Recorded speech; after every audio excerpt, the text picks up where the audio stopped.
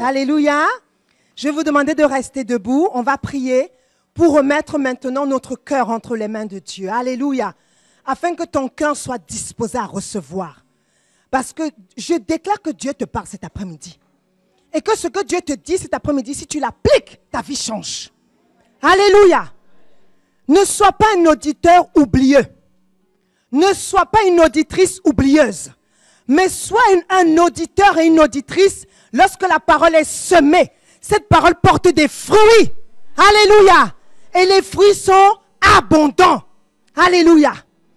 Alors dispose ton cœur. Et tu vas prier pour ton cœur. Tu vas dire, Seigneur, je dispose mon cœur à recevoir. Viens déverser ta parole dans mon cœur. Afin que ma vie change. Alléluia. Élève la voix et prie. Seigneur, je te prie pour ton peuple. Afin que tu puisses déverser, Seigneur. Afin que tu puisses déverser ta parole, Jésus. Ta parole qui restaure. Ta parole qui enrichit. Ta parole qui soutient. Ta parole qui fortifie. Ta parole qui console. Ta parole qui fait prospérer. Ta parole qui délivre. Ta parole, Jésus, dans le cœur de mes bien-aimés. Alléluia. Et Seigneur, je te prie, afin que tout ce que tu voudras que je le dise comme tu le veux, Seigneur. Qu'aucune parole charnelle ne sorte de ma bouche, mais que tout ce que je dirai soit conduit par l'Esprit de Dieu.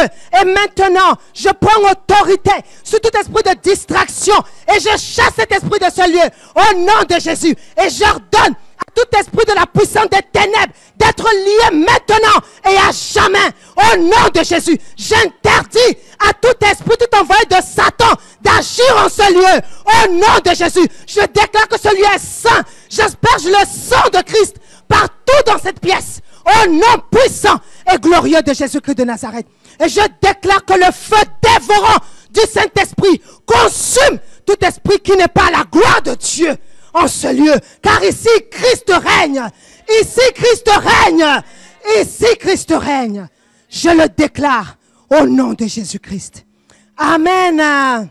Amen. Vous pouvez vous asseoir. Alléluia. Alléluia.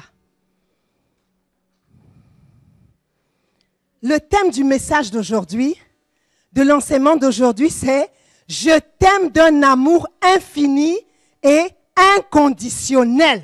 Alléluia. Je vais répéter. « Je t'aime d'un amour infini et inconditionnel ». Amen.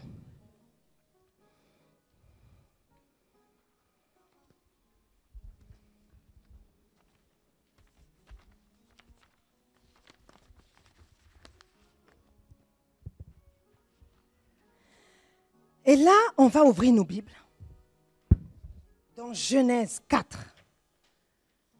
Genèse chapitre 4.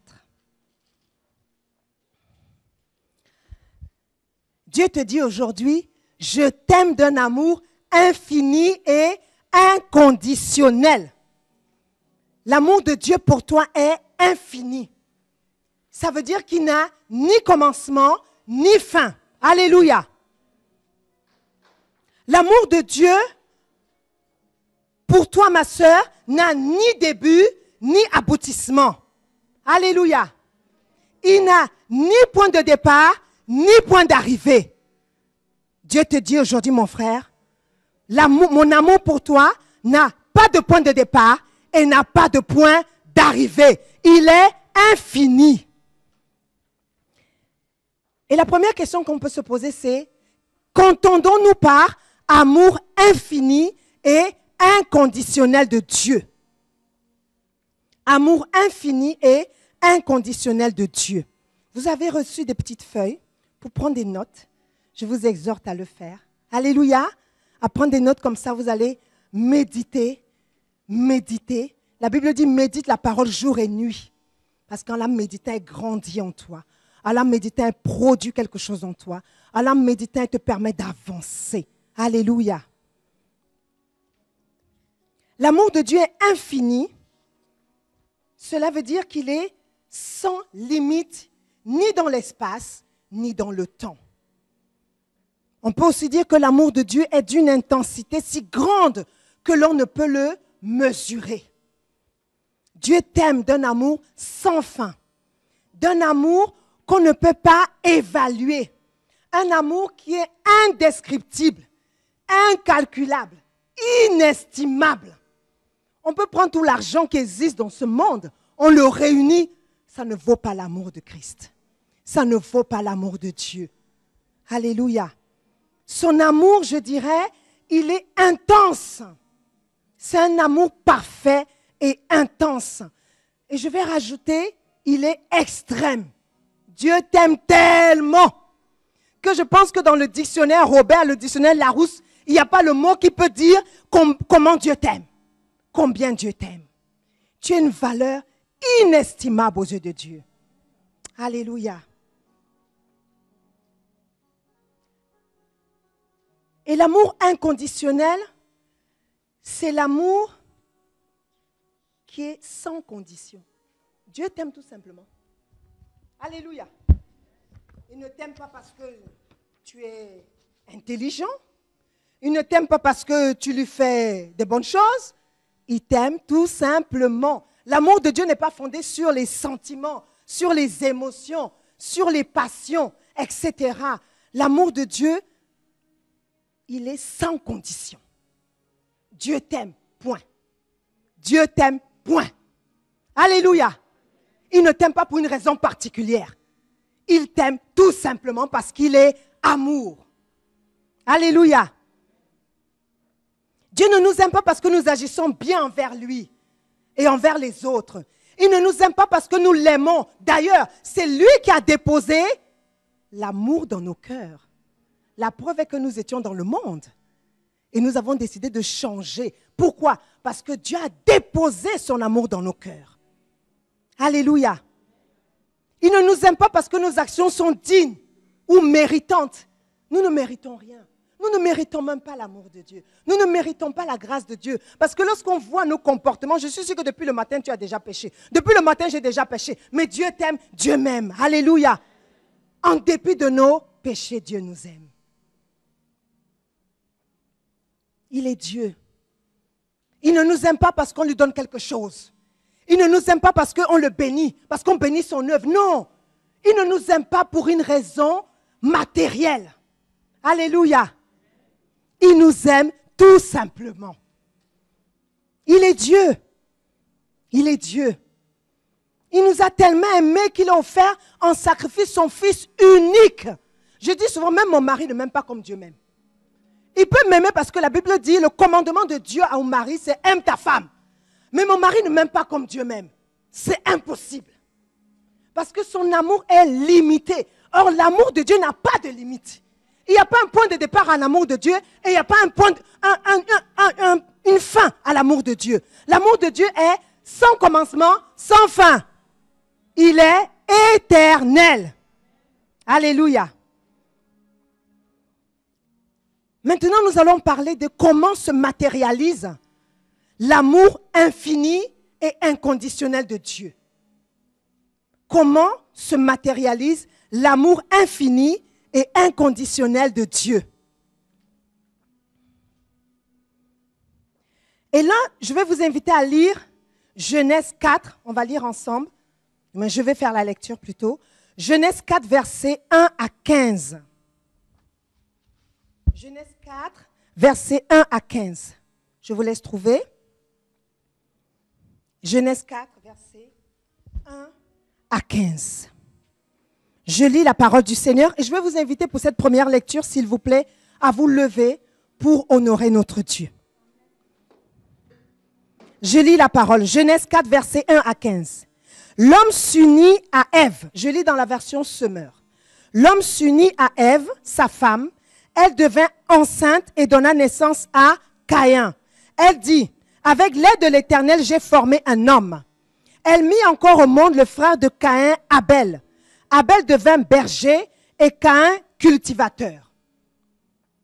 Au bout d'un certain temps, si vous pouvez le souligner, Caïn présenta des produits de la terre en offrande à l'Éternel. Verset 4. Abel, de son côté, présenta les premiers-nés de son troupeau et en offrit les meilleurs morceaux. Alors là, je vous demande de souligner les premiers-nés de son troupeau et les meilleurs morceaux. L'Éternel porta un regard favorable sur Abel et sur son offrande, mais pas sur Caïn et sur son offrande. Caïn se mit dans une grande colère et son visage s'assombrit. L'Éternel dit à Caïn, « Pourquoi te mets-tu en colère et pourquoi ton visage est-il sombre? Si tu agis bien, tu le relèveras. Mais si tu n'agis pas bien, le péché est tapis à ta porte, son désir se porte vers toi, mais toi, maîtrise-le. » Une autre version dit, domine-le. Verset 8. Mais Caïn dit à son frère, allons au champ. Et lorsqu'ils furent dans les champs, Caïn se jeta sur son frère Abel et le tua. Alors l'Éternel demanda à Caïn, où est ton frère Abel? Je n'en sais rien, répondit-il. Suis-je le gardien de mon frère? Et Dieu lui dit, qu'as-tu fait? J'entends le sang de ton frère crier vengeance depuis la terre jusqu'à moi. Verset 11. Maintenant, tu es maudit et chassé loin du sol qui a bu le sang de ton frère, versé par ta main. Lorsque tu cultiveras le sol, il te refusera désormais ses produits. Tu seras errant et fugitif sur la terre. Caïn dit à l'Éternel, mon châtiment est trop lourd à porter. Voici que tu me chasses aujourd'hui loin du sol fertile et je devrais me cacher devant toi. Je serai errant et fugitif sur la terre. Et si quelqu'un me trouve, il me tuera. L'Éternel lui dit, eh bien, si on tue Caïn, Caïn sera vengé 7 fois. Vous soulignez, si on tue Caïn, Caïn sera vengé 7 fois. Et l'Éternel marqua Caïn d'un signe pour qu'il ne soit pas tué, par qui le rencontrerait. Alléluia. Vous pouvez vous asseoir. Merci Seigneur. L'histoire que nous venons de lire nous raconte la naissance de Caïn et Abel, les 2 premiers enfants d'Adam et Ève. C'est un chapitre que nous connaissons, je dirais, parfaitement pour certains. Caïn était l'aîné et Abel était le second enfant. Et dès le premier verset, on peut tirer une première leçon. Parce que Ève dit, avec l'aide de l'Éternel, j'ai formé un homme. Alléluia. Ève reconnaît que c'est avec l'aide de Dieu qu'elle a enfanté et donné la vie. Ève a reconnu cela dès la naissance de son premier enfant. Dès qu'elle a donné naissance à Caïn, elle a reconnu que c'est avec l'aide de Dieu qu'elle a enfanté et donné la vie. Alléluia. Elle n'a pas attendu d'avoir son second enfant Abel. Dès le premier, elle a reconnu que Dieu l'a visité et que Dieu l'a béni. Alléluia. Certaines personnes désirent avoir des enfants, mais n'en ont pas. Il y en a qui ont tout fait. insémination artificielle, fécondation in vitro, mais rien. Et d'autres techniques encore, que sais-je? Rien. Mais toi et moi, Dieu nous a bénis. Tu es un enfant, bénis Dieu. Tu as des enfants, bénis Dieu. Parce qu'il y en a qui cherchent à en avoir et ils n'en ont pas. Je dis, il y en a qui cherchent à en avoir, ils n'en ont pas. Certains, les médecins ont déclaré, les trompes sont bouchées. Mais Dieu t'a fait grâce d'avoir un enfant ou plusieurs. Bénis Dieu. Alléluia.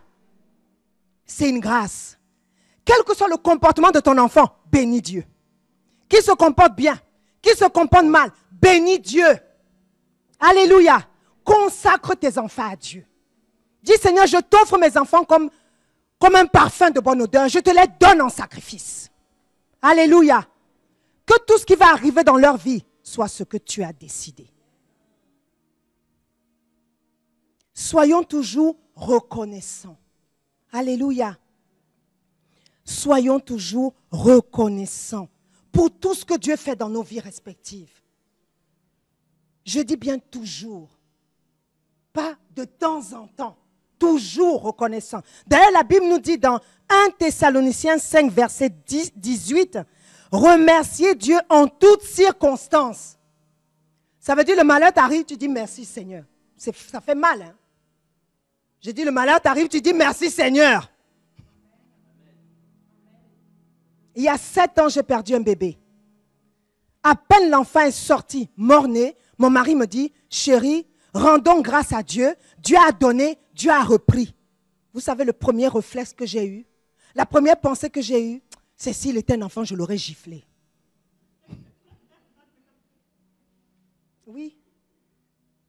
Ça ne faisait pas 1 heure. Ça faisait à peine 5 minutes que je venais d'accoucher d'un enfant mort-né. Il me dit, bénissons Dieu. Dieu a donné, Dieu a repris, que son nom soit béni. Je l'ai regardé comme un fou, mais j'ai obéi, on a béni Dieu. Bénis Dieu dans les bons comme dans les mauvais moments. Alléluia. Cela plaît à Dieu. Lisons le verset 2. Elle mit encore au monde le frère de Caïn, Abel. Abel devint berger et Caïn cultivateur. Et là, on se rend déjà compte de quelque chose. C'est que ces 2 enfants faisaient quelque chose. Ils travaillaient. Ils faisaient quelque chose. L'un était cultivateur, l'autre était berger. Ça veut dire que tu ne dois pas rester sans rien faire. Alléluia. Tu ne peux pas rester, tu dis tu es enfant de Dieu, tu ne fais rien. Tu vis des aides sociales. C'est une malédiction. Alléluia. La Bible dit même d'ailleurs, si tu ne travailles pas, tu ne manges pas. Oui ou non? Comment qu'il dit? Ça veut dire qu'il faut travailler. Et il y a un autre verset qui dit, ce que ta main trouve à faire, fais-le. Ça veut dire, si tu restes, tu ne fais rien, Dieu te dit, ça ne me plaît pas. Alléluia. Donc il faut faire quelque chose. Si tu es assise à la maison à zapper les chaînes de télé, arrête ça dès lundi, va chercher du boulot. Alléluia. C'est ça la parole de Christ. Hein? Elle est vivante. Elle est vivante. Tu dois te lever pour faire quelque chose. Tu dois te lever pour faire quelque chose. Mon époux que vous voyez, il est ingénieur agronome. Mais le métier qu'il fait, c'est facteur. Il aurait pu dire, je suis ingénieur agronome, moi c'est ça que je veux faire et rien d'autre. Et il reste à la maison, il a dit 0. Je dois ramener quelque chose dans ma maison. J'ai une femme dont je prends soin, J'ai un enfant dont je dois prendre soin. Donc je peux m'asseoir et attendre que le boulot me tombe. Ou alors même si j'ai tellement cherché, je n'ai pas trouvé, ce n'est pas grave. Ce que ma main a trouvé à faire, je le fais. Alléluia. Ne reste pas sans rien faire. Si tu restes sans rien faire, ça ne plaît pas à Dieu.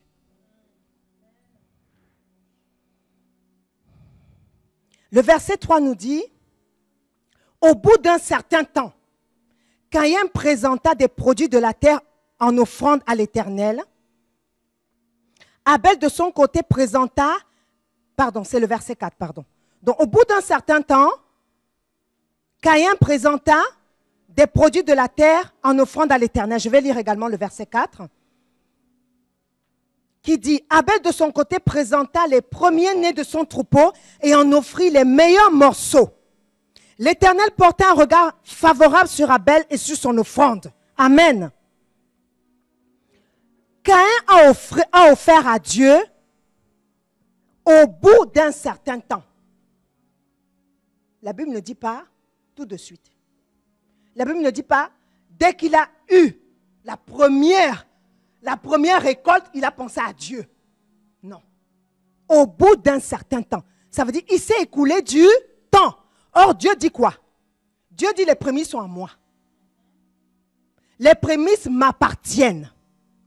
Ça veut dire le jour où tu commences un travail, le premier salaire, tu donnes à Dieu. Il y en a qui vont dire, mais c'est la folie. Mais je vais reprendre encore l'exemple de mon époux. Son premier salaire, il a tout pris, il a mis dans l'enveloppe, même les centimes. Il allait donner au pasteur, il allait donner à l'église. Je lui dis, chérie, on a le loyer à payer. Il dit, non, ça là, ne mets pas ta bouche dans ça. Ça, c'est moi et Dieu. Tu n'as rien à dire. Et je peux vous dire, quel que soit l'endroit où il va aller, il y aura toujours du travail pour lui. Jamais il ne se retrouvera à chercher sans trouver. Jamais. Parce qu'un jour, il s'est levé, il a dit, les prémices, tout. Je dis jusqu'au centime, les pièces roses. Il a tout donné. Et quand j'ai voulu mettre ma bouche, il m'a dit, tu n'as rien à dire, c'est entre Dieu et moi. Et entre Dieu et lui, j'ai quelque chose à dire? Non. Est-ce que les factures n'ont pas été payées ce mois-là? Oui. Si elles ont été toutes payées. Alléluia. Quand tu obéis au principe de Dieu, Dieu ne t'oublie pas. Hein. Il ne t'oublie pas. L'Éternel porte un regard favorable sur Abel et sur son offrande, mais pas sur Caïn et sur son offrande. Abel a offert les premiers-nés de son troupeau. Non seulement il a offert les premiers-nés, ça veut dire Abel, les troupeaux ont commencé à donner de la semence. Il a fait quoi? Il a donné. Et ce qui est merveilleux, c'est que la Bible dit, il a offert les meilleurs morceaux. Donc même parmi les premiers-nés, il a choisi les meilleurs morceaux. Qu'est-ce que toi tu offres à Dieu? Tu offres à Dieu les miettes ou tu offres à Dieu les prémices? Tu offres à Dieu l'essentiel ou tu offres à Dieu le superflu?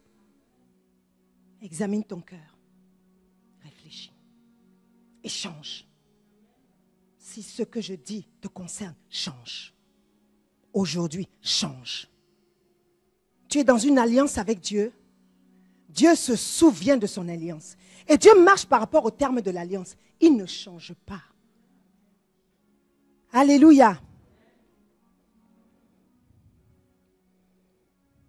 Donc Dieu a porté un regard favorable sur l'offrande d'Abel et pas sur l'offrande de Caïn. Et qu'est-ce qui s'est passé?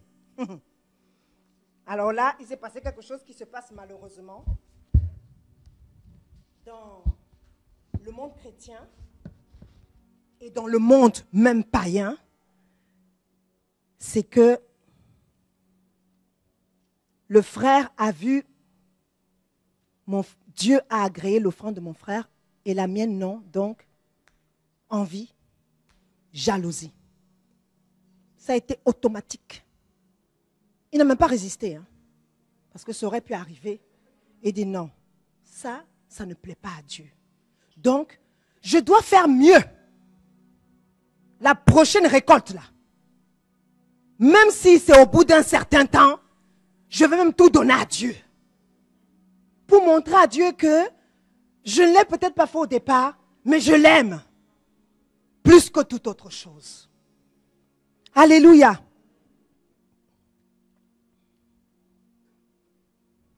La jalousie est rentrée dans son cœur. Son frère a décidé de mettre Dieu à la première place. Écoutez-moi bien, suivez. Abel a décidé de mettre Dieu à la première place. Lorsque tu mets Dieu à la première place, il ne t'oublie jamais. Parce que Dieu aussi te met à la première place. Souvenez-vous de ce que Paul a dit. Tel Dieu est, tel nous sommes dans ce monde. Alléluia. Donc si tu mets Dieu à la première place, Dieu te met aussi à la première place. Si tu donnes à Dieu le superflu, Dieu fait grâce. Comme dit Exode 33, il fait grâce à qui fait grâce. Dieu va continuer de te bénir. Mais il y a des choses qui n'arriveront pas parce que toi-même tu l'as mis à la place. La place que tu lui as donnée, c'est le superflu. Ce n'est pas l'essentiel. Alléluia. Décide aujourd'hui de mettre Dieu à la première place dans tout ce que tu fais. Dans toutes les décisions que tu prends. Attends l'aval de Dieu avant de t'engager. Beaucoup de chrétiens, ils ont une pensée, allez hop, ils courent. Est-ce que Dieu t'a dit de courir? Dieu t'a dit de t'agiter? Dieu t'a dit de te précipiter? Non. Prends le temps. Prie. Sois convaincu que ce que tu fais, ça plaît à Dieu et puis tu t'engages. Si ce n'est pas le cas, laisse tomber. Alléluia. Attends l'approbation du Saint-Esprit avant d'agir. Dieu nous a donné le Saint-Esprit. Il a dit, il faut que je parte pour que je vous envoie le consolateur. Le Saint-Esprit, il est en toi. Donc c'est lui qui te guide dans tout ce que tu dois faire. Quand tu as une décision à prendre, appuie-toi sur lui. Ne prends pas une décision si le Saint-Esprit ne t'a pas donné son aval. Laisse tomber. Tu cours droit à l'échec. Et quand tu vas échouer, tu te dis, mais Seigneur, pourtant je t'avais consulté. Mais le Saint-Esprit va te dire, mais je ne t'avais pas donné le feu vert. Alléluia. Attends le feu vert de Dieu avant d'agir. Attends, je répète, attends le feu vert de Dieu avant d'agir. Dieu parle tantôt d'une manière, tantôt d'une autre. Il peut te parler par un songe, comme la Bible dit dans le livre de Job. Dieu peut te parler par un songe. Il peut te parler par une vision. Il peut te parler en lisant la Bible, en la méditant. Il peut te parler de différentes manières. Par quelqu'un, il fait comme bon lui semble.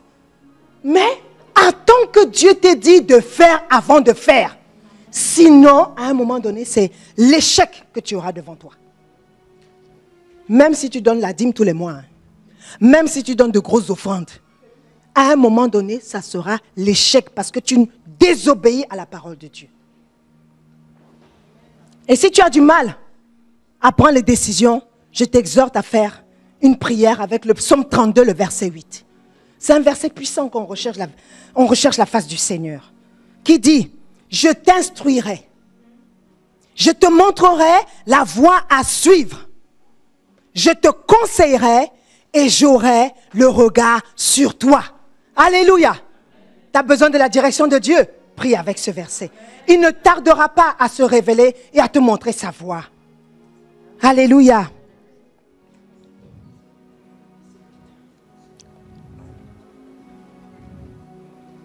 Lisons le verset 5. Il dit, Caïn se mit dans une grande colère et son visage s'assombrit. Puis l'Éternel demande à Caïn, pourquoi il s'est mis en colère?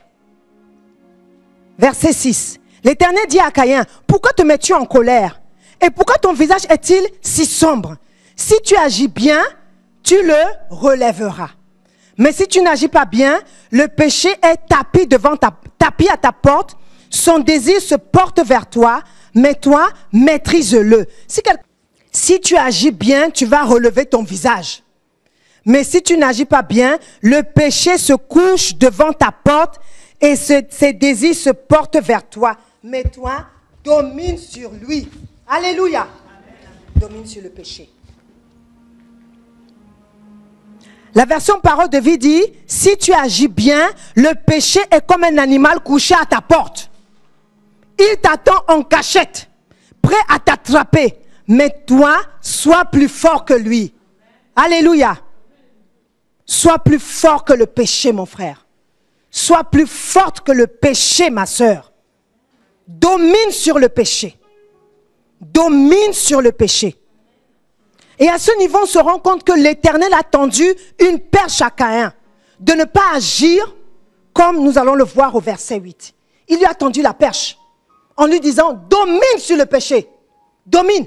Il savait ce que Caïn allait faire. Il lui dit, domine sur le péché. Domine. Domine sur cette pensée mauvaise qui te pousse à commettre l'acte que tu veux poser. Domine sur cette pensée. Prends autorité sur cette pensée. Tu as le pouvoir d'ordonner à cette pensée de quitter tes pensées. Commence par là. Parce que si tu commences par là, tu n'agiras pas. Ça s'arrêtera à la pensée. Et au verset 8, il a commis le forfait. Mais Caïn dit à son frère Abel, allons au champ. Et lorsqu'ils furent dans les champs, Caïn se jeta sur son frère Abel et le tua. Le troisième enseignement à garder ici, tu dois dominer sur tes pensées. Alléluia. Des pensées découlent les actions. Tu ne peux pas agir si la pensée n'est pas venue dans ton esprit. C'est impossible. Donc dès que la pensée surgit, tu domines sur la pensée déjà. L'action n'arrivera pas. Certainement, si tu as premièrement dominé sur la pensée. Tu dois absolument prendre le contrôle de tes pensées. Tu dois, comme le dit la Bible dans 2 Corinthiens 10, verset 5, ramener tes pensées captives à l'obéissance de Christ. Oui, si tu as du mal, si tu as un combat dans tes pensées, prie avec ce verset. 2 Corinthiens 10, verset 5. Tu déclares, je ramène mes pensées captives à l'obéissance de Christ et de la parole de Dieu. Je chasse ces mauvaises pensées de mon esprit. J'ordonne à ces mauvaises pensées de quitter mon esprit au nom de Jésus. Il y a des gens qui ont des pensées d'adultère. Ils ont tellement de pensées d'adultère que qu'est-ce qui se passe? Comme ils ne combattent pas les pensées d'adultère, ils tombent dans l'adultère. Après quand ça arrive, ils disent, mais c'est pas ce que je voulais. Mais oui, mais dès que la pensée est arrivée, tu ne l'as pas dominée. Tu l'as laissé t'envahir et commencer à faire des plans dans la tête. Tu dois dominer tes pensées. C'est essentiel. Alléluia. Sinon les pensées vont te dominer. Et les pensées machiavéliques, c'est ce qui est arrivé à Caïn. Les pensées machiavéliques.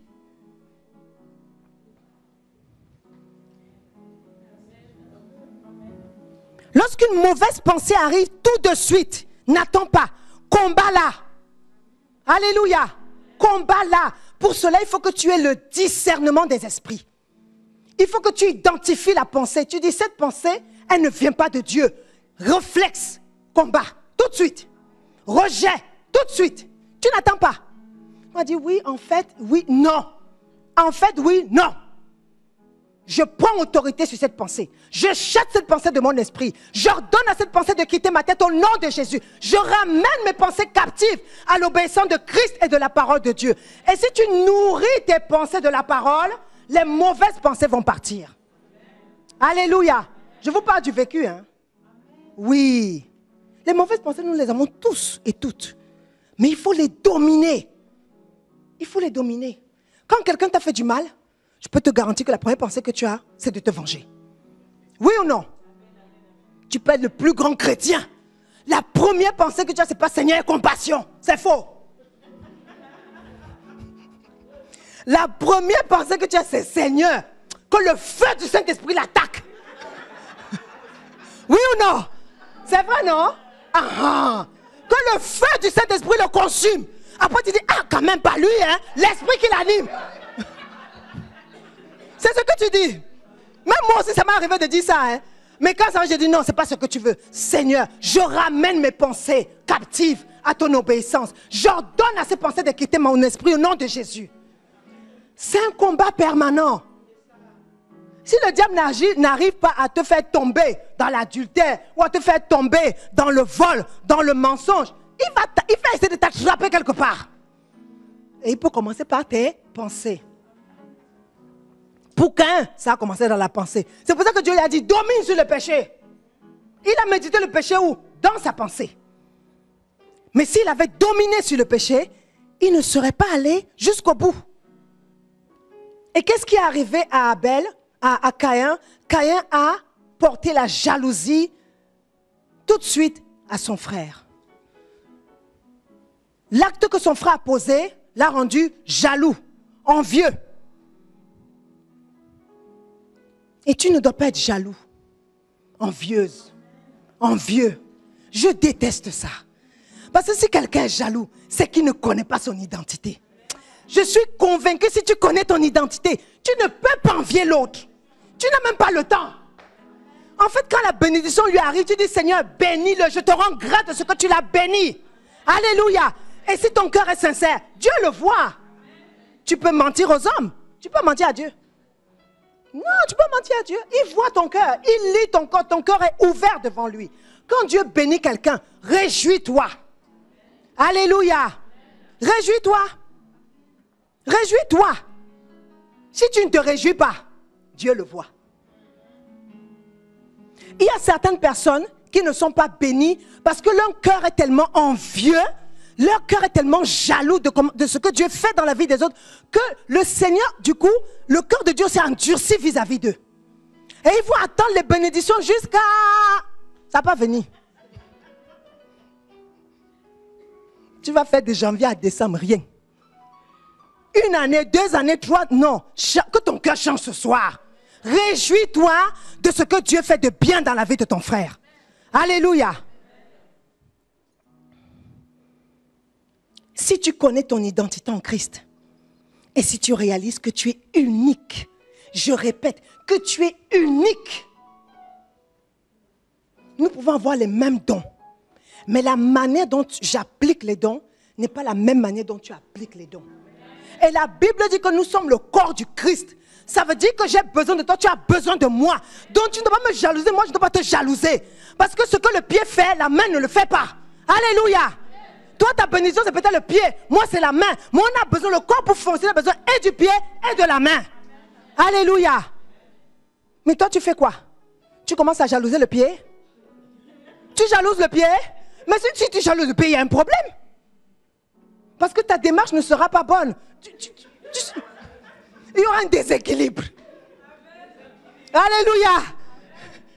Ce sont des choses que nous vivons. Alléluia. Au travail, nous vivons ça. Dans nos relations, nous vivons cela. Même dans le corps de Christ, nous vivons cela. Il y a des hommes de Dieu qui se jalousent entre eux. Il y a des servantes de Dieu qui se jalousent entre elles. Il y a des frères et sœurs qui se jalousent entre eux. Au milieu des chrétiens, là il doit régner l'amour. Alléluia. Changeons pour la gloire de notre Dieu. Alléluia. Si tu prends le temps de te concentrer sur ce que Dieu veut faire avec toi, tu n'auras même pas le temps de t'occuper des autres. Parce que Dieu a tellement de choses à faire avec toi. Je dis, si tu te concentres sur ce que Dieu veut faire avec toi, tu n'as pas le temps de t'occuper des bénédictions des autres. Non, tu n'as pas le temps de faire ça. Si tu le fais, c'est que tu ne connais pas ton identité en Christ. Et je t'annonce que tu es unique. Que le plan, ce que Dieu va faire avec toi ne sera jamais ce que Dieu va faire avec un autre. Jamais. Dieu a tracé ta destinée, tu dois y rentrer.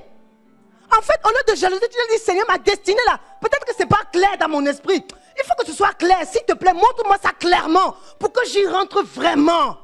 Mais quand tu es concentré sur ta destinée, tu n'as même pas le temps. Tu n'as pas le temps. Tu as le temps juste de te réjouir. Alléluia. Merci Seigneur. Aujourd'hui, rompe avec la jalousie, ma soeur. Divorce avec l'envie, mon frère. Il faut rompre tout ça.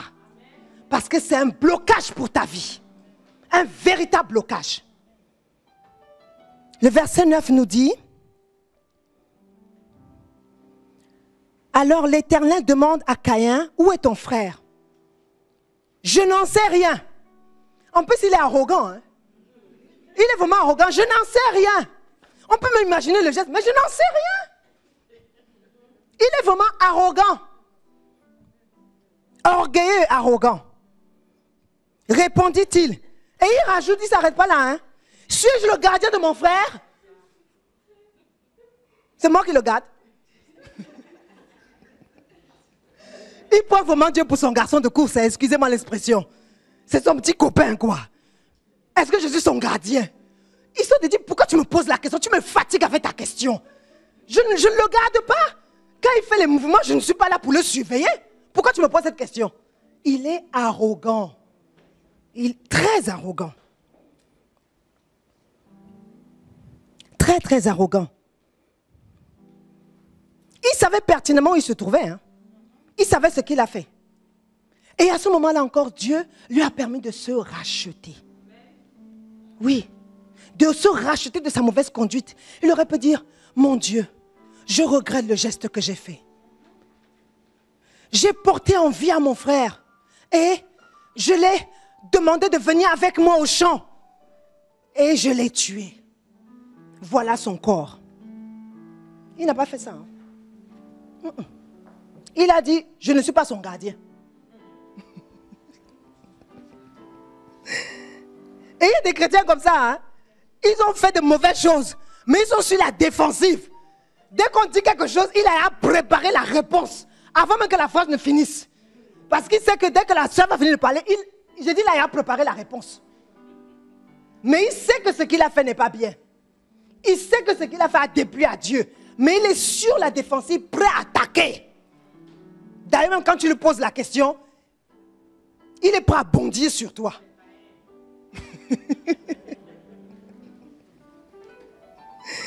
Dieu lui a donné l'occasion d'avouer sa faute. À ce niveau-là, Dieu lui a donné l'occasion d'avouer sa faute, de reconnaître qu'il a fait du mal et de demander pardon et de se repentir. Mais son cœur était trop rempli d'orgueil et de suffisance et d'arrogance. La preuve même de son orgueil, c'est sa réponse mensongère et arrogante parce qu'il a menti. Il dit, est-ce que je suis son gardien? Bien sûr qu'il a menti puisqu'il a tué. Il n'est même pas son gardien, c'est qu'il est carrément son assassin. Alléluia. Le quatrième enseignement ici, c'est que nous ne devons pas être orgueilleux, ni arrogants. Sois à ta place. Alléluia. Sois à ta place. Et réjouis-toi d'être à ta place. Ta place n'est pas la place de l'autre et la place de l'autre n'est pas la tienne. Amen. Ne sois pas orgueilleux. Ne sois pas arrogant. Et ne vis pas dans le mensonge. Si tu commets le mensonge, repens-toi tout de suite. N'attends pas. Ça peut arriver, mais tout de suite tu te rachètes. N'attends pas. D'ailleurs, quand tu as le Saint-Esprit que tu as menti, à peine tu as fini la parole, le Saint-Esprit dit, ici là, c'est faux. Oui ou non? Le Saint-Esprit, ce que tu lui dis là, tu vas dire c'est petit péché, il te dit c'est faux. Repens-toi. Après tu dis, ah non, c'est un petit péché, je ne peux pas me repentir. Tu es dans le raisonnement et dans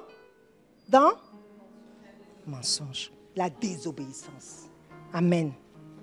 Dès que la petite voix te dit, tu as menti, repens-toi. Tout de suite. Ne raisonne pas, ne réfléchis pas. Avec Dieu, c'est la foi. Il n'y a pas de raisonnement. Ben, si tu commences à raisonner, pour Dieu, 1 plus 1, ça fait 3. Oui ou non? Mais pour nous, là, 1 plus 1, ça fait 2. Mais pour Dieu, 1 plus 1, ça fait 3. Comme ça peut faire 5. C'est illogique. La foi est illogique. Ne sois pas orgueilleux. Dieu dit dans Jacques 4, verset 6, Dieu résiste aux orgueilleux, mais il fait grâce aux humbles. Nous devons être humbles. Nous devons être humbles. Alléluia. Demande pardon lorsque tu as offensé quelqu'un. Là, il aurait pu demander pardon à Dieu. Il aurait pu se repentir. Si vous relisez le texte, il a eu plusieurs fois l'occasion de demander pardon à Dieu. Mais il n'a pas fait. La jalousie a conduit Caïn à tuer son frère. Et l'orgueil, l'arrogance ont eu comme conséquence la malédiction. Parce que Dieu lui dit, maintenant tu es maudit et chassé loin du sol qui a bu le sang de ton frère, versé par ta main. Lorsque tu cultiveras le sol, il te refusera désormais ses produits. Tu seras errant et fugitif sur la terre. C'est dur, hein? Ça fait très très mal ça. Vraiment très mal. Et je devrais me cacher devant toi. Je suis errant, fugitif sur la terre. Et si quelqu'un me trouve, il me tuera. Ça veut dire que sa vie est en danger. Alléluia. Sa vie est en danger.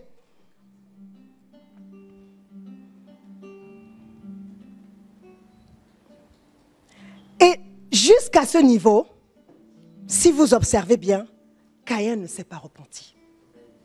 Caïn pense à lui, à ce qui lui est arrivé. Dieu l'a maudit, il est errant, il est fugitif. Il ne dit pas, mon Dieu, j'ai tué mon frère, pardonne-moi. À ce niveau-là, on ne le voit pas non plus. Je répète, il a eu plusieurs occasions de se repentir, mais il n'a pas saisi la perche que Dieu lui a tendue. Quand Dieu te donne l'occasion de te repentir, saisis la perche. Alléluia. Sinon, ce qui est arrivé à David va t'arriver. J'ai dit ce qui est arrivé à David va t'arriver. Parce que David, quand il a porté les regards sur Bathsheba et qu'il a eu un enfant avec Bathsheba, qu'est-ce qui lui est arrivé? L'enfant est mort. Oui. L'enfant est mort. Faisons attention. De nos jours-là, Dieu frappe toujours. Il n'a pas changé. Dieu frappe toujours. Il n'a pas changé. L'Éternel lui dit, eh bien, si on tue Caïn, Caïn sera vengé 7 fois. Et l'Éternel marqua Caïn d'un signe pour qu'il ne soit pas tué par qui le rencontrerait. Et j'aimerais qu'on lise ce verset ensemble. Parce que ce verset est vraiment la clé du message du jour. Le dernier verset. On va le lire à haute voix, chacun de nous. Verset 15. L'Éternel lui dit, eh bien, vous êtes avec moi? Donc lisons ensemble. L'Éternel lui dit, eh bien, si on tue Caïn, Caïn sera vengé 7 fois. Et l'Éternel marqua Caïn d'un signe pour qu'il ne soit pas tué par qui le rencontrerait. Alléluia. Alors là, on voit comment Dieu est, l'amour de Dieu est infini et inconditionnel. Alléluia. Il a tué son frère. Il a envié son frère. Il a tué son frère. Il ne s'est pas repenti. Il n'a pas demandé pardon.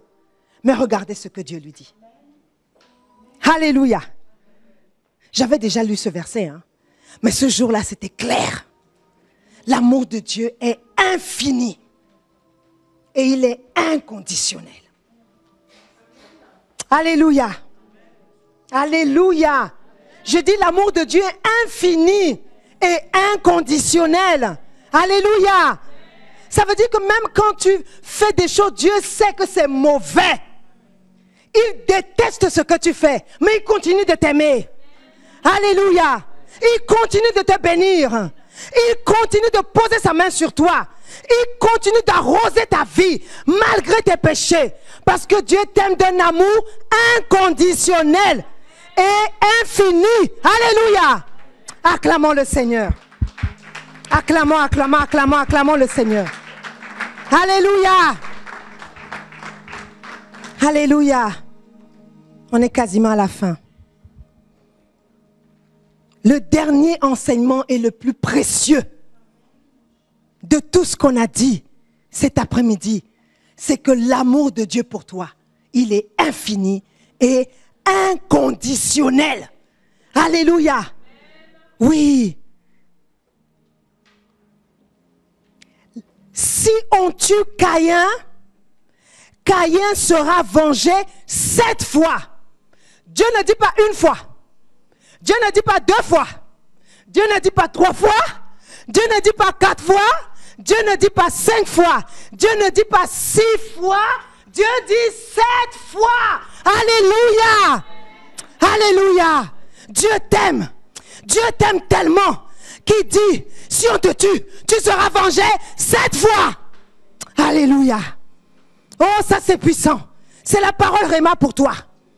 La parole Réma pour toi. L'amour de Dieu pour toi est inconditionnel.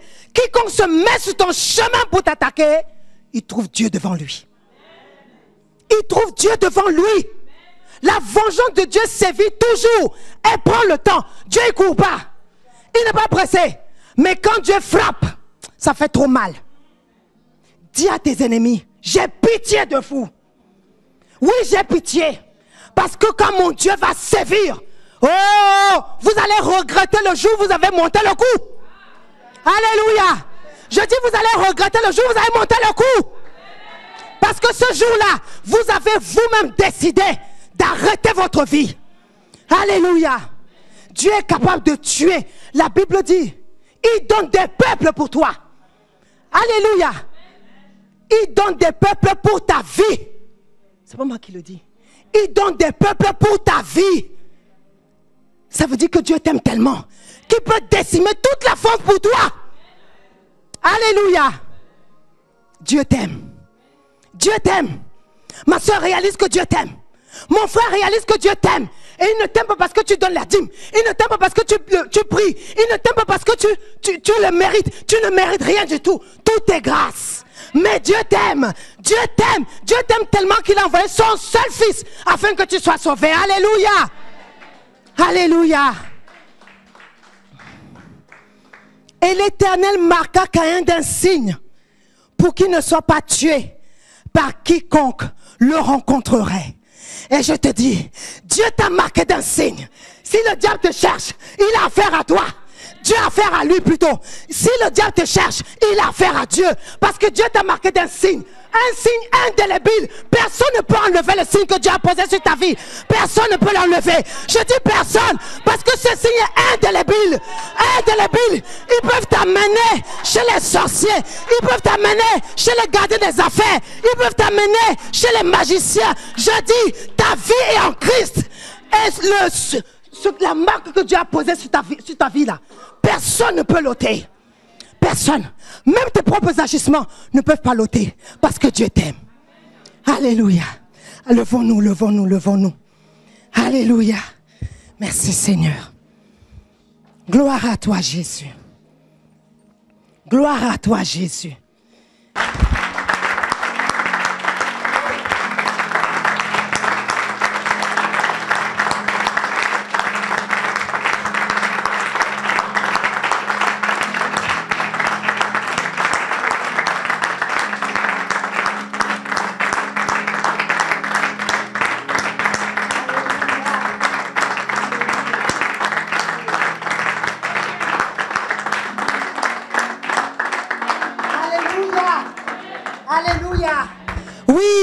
Tu vas dire à tes ennemis, j'ai pitié de vous. Parce que lorsque mon Dieu va se lever pour se charger de vous, oh, je dis, même les cadavres vont tomber. Même les cadavres vont tomber. On a l'impression que c'est la rigolade, hein, mais c'est très sérieux. Je vous dis la vérité. Dieu est capable de décimer toute la France pour toi. Il a fait dans la Bible. Il a fait. Il dit, je donne des peuples pour ta vie. Des peuples, pas un peuple, des peuples. Quel amour. Quel amour. Quel amour. Alors tu vas dire à tes ennemis, non seulement vous avez été créés, alléluia. C'est-à-dire que l'esprit qui vous anime là, il a été créé après moi. On va lire ça. Oh, j'aime trop ça. Proverbe 8. Et on va terminer par ça. Proverbe 8, verset 30. Alléluia. Restons debout. Proverbe 8, verset 30. Dans la version seconde, j'étais à l'œuvre auprès de lui et je faisais tous les jours ses délices, jouant sans cesse en sa présence. Alors il y a une autre version, c'est celle-là que moi j'aime beaucoup, je ne me rappelle plus la version, qui dit j'étais comme son maître d'œuvre. Non, pas que j'étais son maître d'œuvre. Alléluia. Ceux qui ont reçu le message que j'ai envoyé, c'est cette version-là qui est bien. C'est celle-là. Je ne dis pas que celle de seconde n'est pas bonne, non. Mais celle que je vous ai envoyée, elle est beaucoup plus parlante.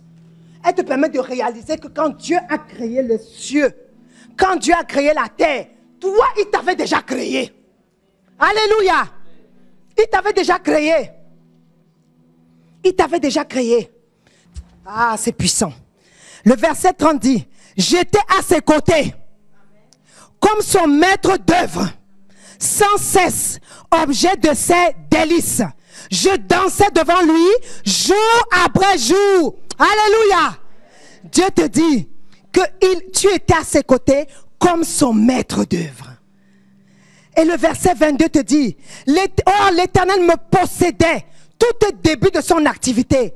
Et avant d'entreprendre les plus anciennes de ses œuvres, j'ai été établi dans les temps éternels. Alléluia. Oh, Dieu est bon. Bien avant que la terre fût créée. C'est moi qui le dis ou c'est la Bible qui le dit? Tu as peur de Satan? Tu crains Satan? Mais comment? Dieu te dit, oh non, relisons. La parole est sucrée. Oh! J'ai été établi dans les temps éternels, bien avant que la terre fût créée. J'ai été enfanté avant que l'océan existe. Ah, Seigneur, tu es fort. Et avant que les sources aient fait jaillir leurs eaux surabondantes. Avant que les montagnes aient été établies. Avant que les collines soient apparues. J'ai été enfanté. Alléluia. Dieu n'avait pas encore formé la terre et les campagnes, ni le premier grain de poussière de l'univers. Moi, j'étais déjà là. Alléluia. Quand il fixa le ciel et qu'il traça un cercle autour de la surface du grand abîme, quand il condensa les nuages d'en haut, quand il fit jaillir avec force les sources de l'abîme et quand il assigna à la mer des limites pour que ses eaux ne les franchissent pas, quand il détermina les fondements du monde, j'étais à ses côtés. Alléluia. Oh, le diable, il est fini dans ta vie. Je dis, si tu as reçu ça comme moi, je l'ai reçu là. Le diable, c'est fini pour toi. C'est fini pour lui. Je dis, c'est fini. C'est fini. Parce que lorsqu'il va venir, tu vas lui dire, moi je dis à Satan depuis ce jour-là, écoute-moi bien. Tu as été créé après moi. Donc, comme dit la Bible là, arrière de moi, Satan. Dégage de ma vie. Je dis, dégage. Dégage. Tu es qui? J'étais comme... Ah, non, j'aime trop ça. J'aime trop ça. Verset 30. J'étais à ses côtés comme son maître d'œuvre, sans cesse objet de ses délices. Comment? Dieu te dit que tu étais objet de ses délices.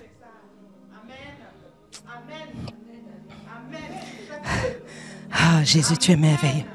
Ah, je dansais devant lui jour après jour. Et sur la terre là, tu trembles devant Satan. Non, danse. Tu dis Satan, moi je danse pour Jésus. Je danse pour Jésus. Envoie-nous un chant, envoie-nous un chant. On va danser pour Jésus.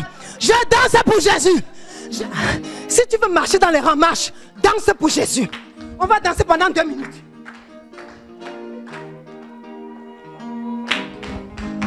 Aimes-tu toi aussi? Jésus t'aime. Oh, aimes-tu toi aussi? Jésus t'aime. Oh, aimes-tu toi aussi? Il a donné sa vie pour toi. Il a donné sa vie pour toi. Il a donné son amour pour toi. Il a donné son fils pour toi. Jésus t'aime. Aime-lui toi aussi. Jésus t'aime. Aime-lui toi aussi. Jésus t'aime. Aime-lui toi aussi. Il a donné sa vie à la croix. Il a donné son fils pour toi. Il a donné son amour pour toi. Jésus t'aime. Oh, aime-lui toi aussi. Jésus t'aime. Aime-lui toi aussi. Jésus t'aime. Aime-lui toi aussi. Jésus t'aime. Aime-lui toi aussi. Alléluia. Merci Seigneur. Que je parviens au salut. Selon ce que dit l'Écriture. Quiconque croit en lui ne sera point confus. Il n'y a aucune différence, en effet, entre le juif et le grec.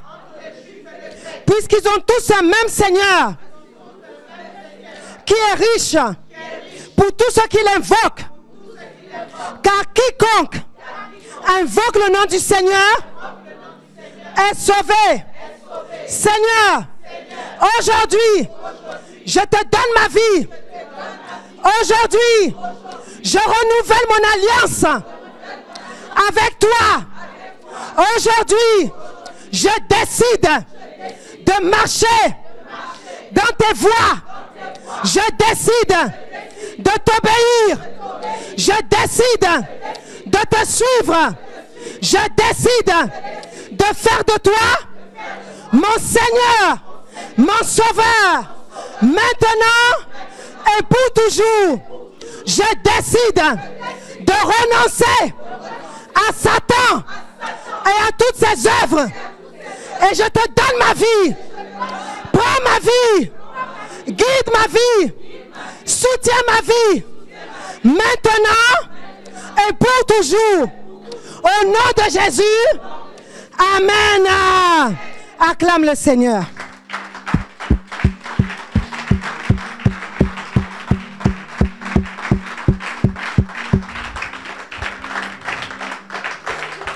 Alors maintenant, on va prier.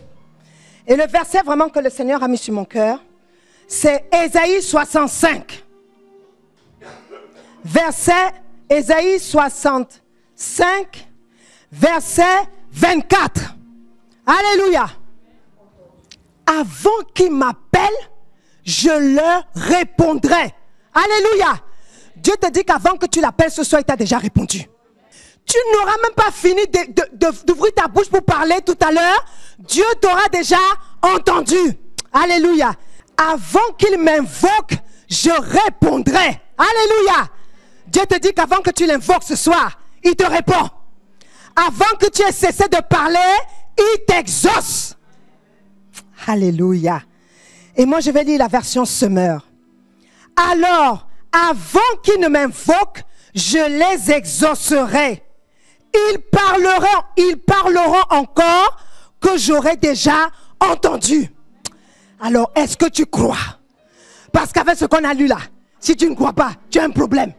Parce qu'avant que tu n'ouvres ta bouche pour dire, Seigneur, je te rends grâce pour mon sujet que tu as déjà exaucé, Dieu te dit qu'il a déjà exaucé. Alléluia. Alors on va répéter ce verset ensemble et après tu vas juste dire, Seigneur, je te dis merci parce que tu m'as déjà exaucé. Élevons la voix et prions ensemble. Élevons la voix et prions ensemble. Seigneur, tu dis dans ta parole, ce n'est pas moi qui parle, tu dis, avant qu'on ne t'invoque, tu réponds. Avant qu'on ait cessé de parler, tu nous exauces. Alléluia. Alléluia. Seigneur, je te dis merci. Parce qu'avant que nous t'invoquons ce soir, Papa, tu nous réponds. Papa, tu nous réponds. Avant qu'on ait fini de cesser, qu'on ait cessé de parler, oh, tu nous exauces. Je te dis merci. Parce que tu nous exauces. Je te dis merci. Parce que tu nous exauces. Je te rends grâce, Seigneur. Parce que tu nous exauces.